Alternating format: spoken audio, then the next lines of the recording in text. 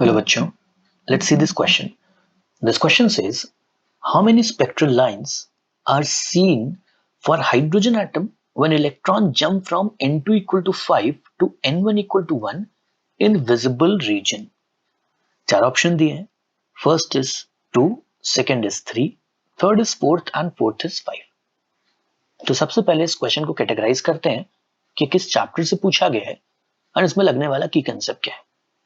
So, ये question पूछा जा रहा है एटॉमिक स्ट्रक्चर से एंड इस क्वेश्चन को सॉल्व करने के लिए जो की कंसेप्ट यहां पे रिक्वायर्ड है वो क्या है? वो है नॉलेज अबाउट हाइड्रोजन स्पेक्ट्रम.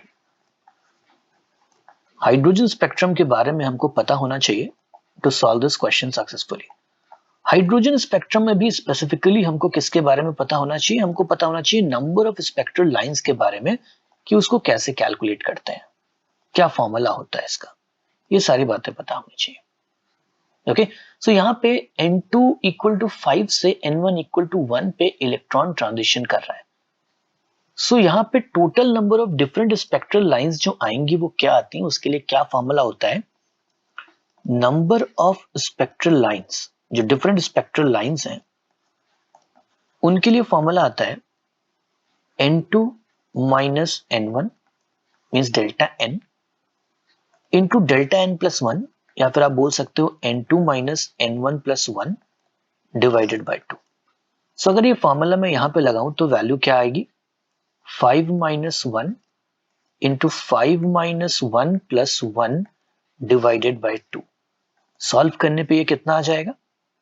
ये आ जाता है 10. सो टोटल 10 स्पेक्ट्रल लाइंस तो वहां पे आएंगी, बट अगर आप क्वेश्चन ढंग से देखें सो दे आर ओनली आस्किंग कि इसमें से कितनी लाइंस विजिबल रीजन में होंगी. सो इसके लिए ये सब करने की जरूरत नहीं है. I was just telling you the total number of spectral lines obtained there.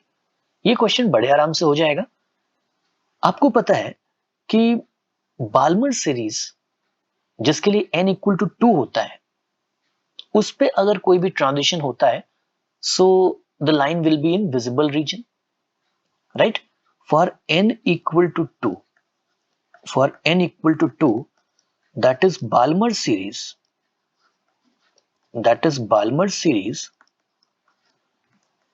spectral line is in visible region,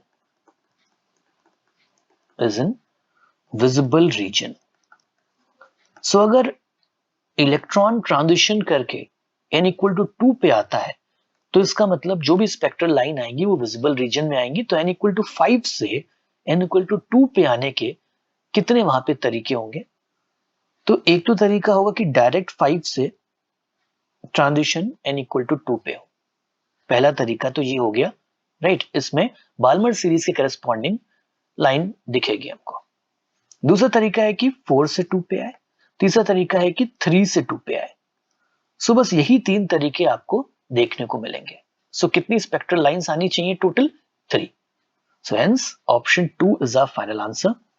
I hope you have understood it well. Best of luck.